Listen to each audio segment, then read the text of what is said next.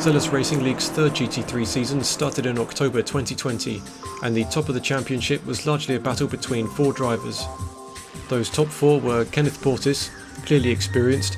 He finished in the top four in seasons 1 and 2. Peter Hutchings, who impressively won 3 of the last 4 races when he joined in season 2. Thorben Kexel, a new arrival to ZRL but very talented. And Zach Patterson, who won their first race when he joined in season 2. There was a teams championship where teammates used similar liveries, sometimes across multiple teams, and included a mixture of cars, but these highlights focus on the top of the drivers championship.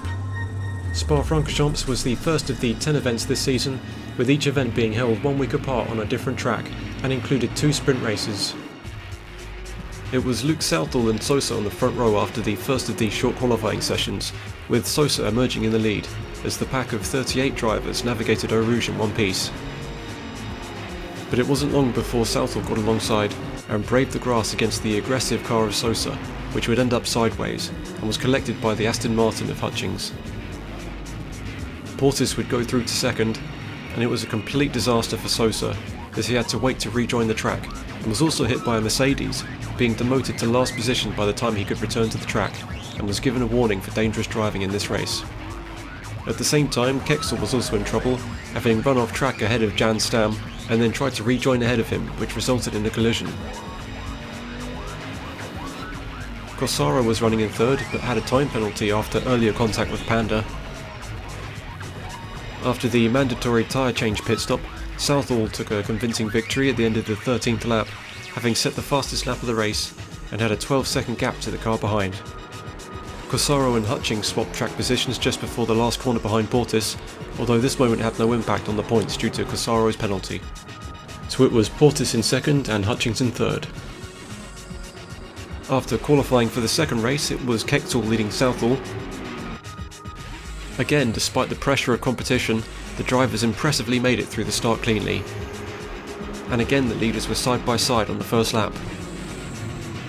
Sosa got involved, moving up to second behind Kexel, but Patterson charged up the field, driving past Southall before getting alongside Sosa and making contact as he took second. The order was shaken up after the pit stops, with the leaders of the previous race having a 5-second longer pit stop than the other drivers, which was a deliberate handicap similar to adding ballast to the cars. Kexel was consistent, winning race 2, with Patterson in second and Hutchings on the podium again.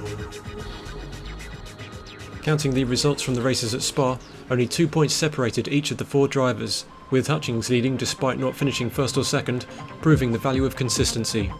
Southall was leading the championship, but he only attended the races at Spa.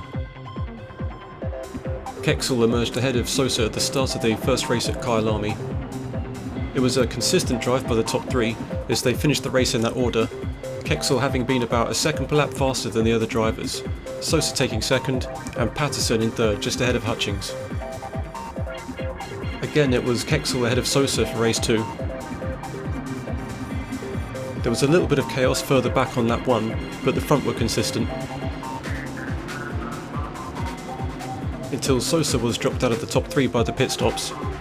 So it was Kexel taking his 3rd win in a row, and it's not often that we've seen a Lamborghini on the podium, so Blair was also impressive, finishing second, and Hutchings rounded out the podium in third, just ahead of Sosa. Kexel had taken the maximum number of points from those 2 races, as he secured the extra points for getting pole positions and the fastest laps, giving him a good lead on the championship. Blair, like Southall, had achieved a good result early on in the championship, but only attended 2 races. From Kyalami to Silverstone, and Kexel was still on pole position, but he'd have to battle Sosa for the lead. They were side by side for much of the first lap, with Kexel being careful and briefly settling into second place. But the slightest of mistakes by Sosa, and Kexel was right there. They'd make contact, and later would both try and take the inside for Brooklands. It was a 16-lap race, so it wasn't long before Kexel could take another stab at getting into the lead.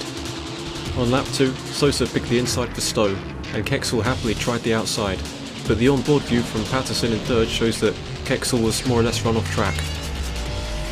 They gave each other plenty of space after that, and Kexel moved into the lead and took a well-deserved opportunity to build a gap to the cars behind, and he proved that he had the pace to do it, once again lapping a second faster than the competition. Meanwhile, Patterson was trying to seize the opportunity to go for second, and in this dramatic chain of events, he got wheel to wheel on the inside for the next corner. But there was contact, which allowed Corsaro to get involved. So Corsaro drove past to get into third, although a few corners later, Corsaro's car seemed to bounce on a curb and he was dropped down to 20th, but did manage to claw his way back into the top 10 before the end. The drama didn't end there, as Sosa's race backfired, having been awarded a stop-and-go penalty for speeding in the pit lane. It was a convincing win for Kexel, followed by the Aston Martin drivers of Patterson taking second, Monroe getting his first podium in third, and Hutchings in fourth. The sun had set for race 2, potentially making it harder for the drivers to see their brake markers and judge corners. Initially the race was led by Kexel, but Corsaro would move into the lead on the first lap. It wasn't looking good for Kexel, as he had no time to lose. The pit stops offered an opportunity to get ahead, but his car ended up off track, and then he was stuck behind Corsaro. With only a few laps remaining, he would have to pass Corsaro the hard way. Not only did Kexel retake the lead, but he found the consistency to just hold it until the end, crossing the line side by side to end this pair of dramatic races at Silverstone. Hutchings was a couple of seconds behind them, following up in a close third. Another perfect week for Kexel increased his championship lead, while Hutchings remained consistent, holding on to second place. Patterson and Hutchings changed livery to purple for the next 2 races, and then to orange for the rest of the season. For the first race at Misano, Kexel and Tim Shea battled for the lead. Neither of the Shea brothers had gotten a podium result this season, but their efforts at Misano would change that. For now though, Kexel remained in the lead. Things were no less dramatic behind the leaders, as Sosa had repeated contact with Patterson in the battle for third, resulting in Sosa pointing backwards and dropping to 11th. He regained some positions before the end, and I believe was awarded a penalty, but would come back with a strong performance on the next race. After the pit stops, Patterson emerged in the lead, and remained consistent to break Kexel's win streak. But Kexel was only a couple of seconds behind, and had taken the fastest lap. Portis in third crossed the line just ahead of Sosa, while Sosa's result was dropped by a couple of positions. It was Portis and Sosa on the front row for race 2, which was a relatively clean start compared to the previous race. Sosa pitted early and emerged in the lead, and, unshaken by the events of the previous race, stayed focused, and would go on to win the race a couple of seconds ahead of the next car. There was drama over second place, as Kexel had the position after overtaking Portis and Dan Shade, but may have felt that one of his overtakes was too aggressive, and deliberately slowed down at the end. Dan Shade must have been happy taking his first podium of the season, and Portis just behind would take third, and Kexel finally crossed the line in fourth. Kexel might not have won a race at Misano, but he still marginally increased his lead from 72 to 74. Patterson had earned himself second, although the success would be short-lived, as he would miss the races at the Nürburgring. Kexel and Hutchings were on the front row leading the 29 car pack for the first race at the Nürburgring. There was some bumping at the start while Kexel emerged in the lead. Lap 3 was dramatic, as Monroe challenged Sosa for 4th position, but may have accidentally made contact and dropped back. And then the Lamborghini of Jones in third suddenly got stuck in first gear and rammed the tyre barrier. Apparently his wife had unplugged his power supply. Other than that, it was a consistent race for most of the drivers. Kexel crossed the line with a healthy 8 seconds to the cars behind as the checkered flag was waved.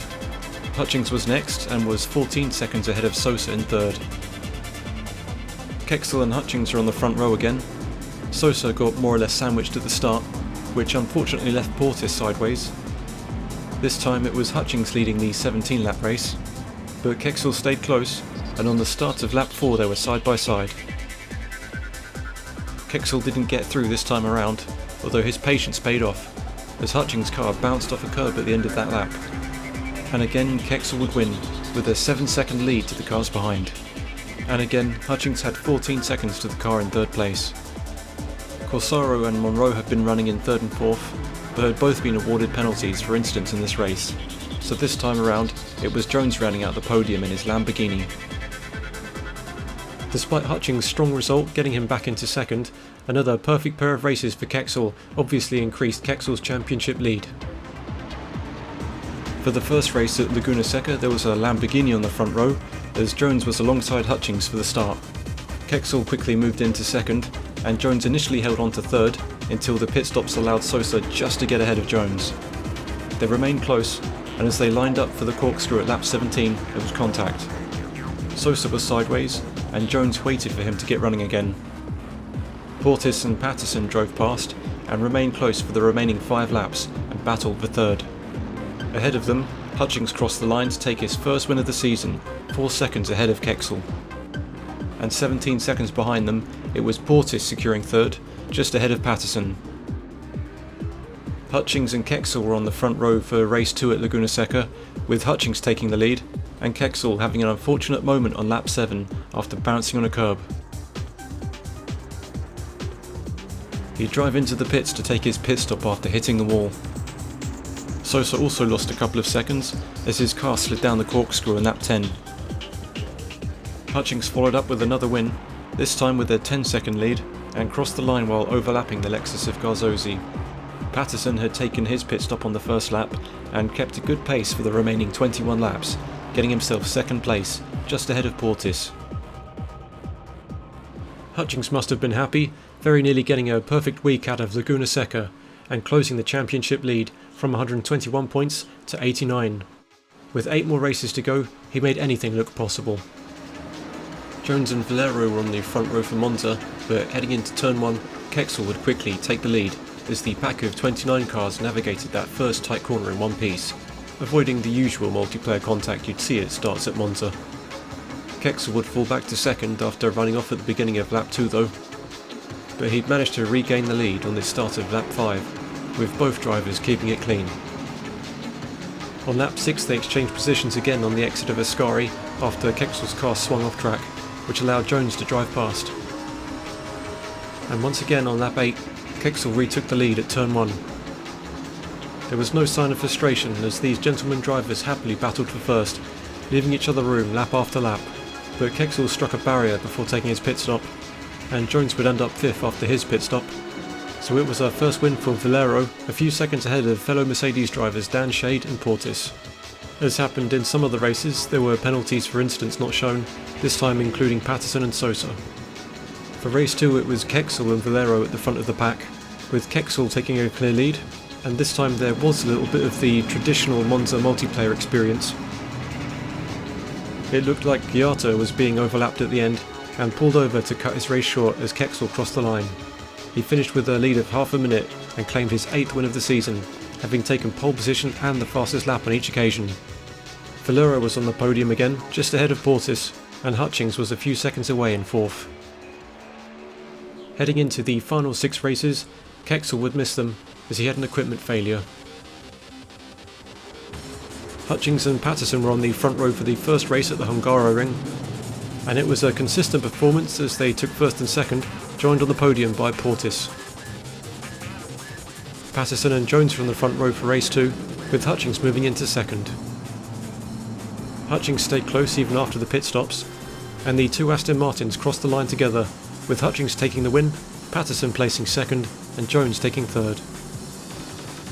Once again, Hutchings bounced back from a week without a podium, reducing the absent Kexel's lead from 110 points down to only 7.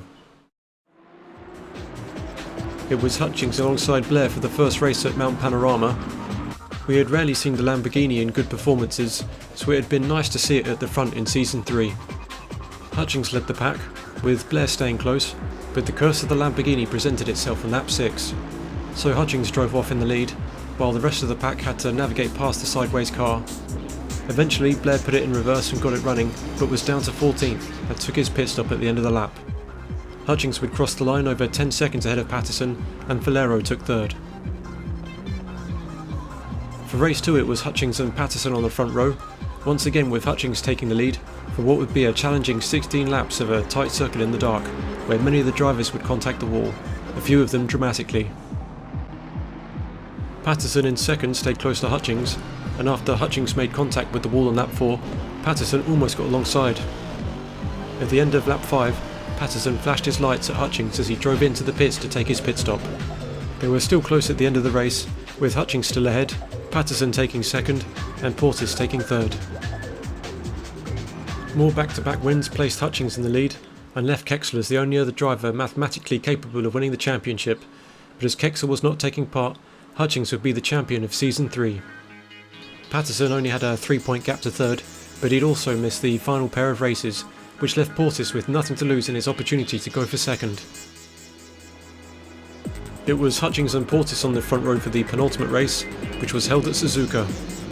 Hutchings ran away with the lead, while Portis in second traded places with Valero during the pit stops. They finished the race in that order, with Hutchings having achieved a 25-second lead in this 15-lap race. Valero and Portis had been close, right to the last corner, finishing second and third. For the last time in Season 3, the cars were given the green flag. Hutchings was once again on the front row, and this time was joined by the black Mercedes of Yao. Unfortunately, when Yao took his pit stop, he got a stop-and-go penalty as he crossed over the pit exit. Hutchings, with their final consistent performance, took the last win of the season, and 14 seconds behind him was Portis, although the gap increased as Portis ended up sideways before the final corner. Corsaro would be the one to take second, and Portis narrowly held on to third. The final result was the biggest winning points gap for at least the first 10 seasons of Zealous Racing League. Hutchings had won with 179 points ahead of second, which was secured by Portis. Despite missing 6 races, Kexel had still been fast enough to end up third. Patterson had missed 4 races, but had still taken 4th. Only 15 points behind them was Corsaro in 5th. And Corsaro alongside Kexel had won the Teams Championship, driving for Transatlantic Racing, with Sausage Curb Racing in second and the Shade Bros Racing team in third. At least 40 other drivers contributed to the competition this season, with some of them attending each race, and a few even finished each race from start to finish.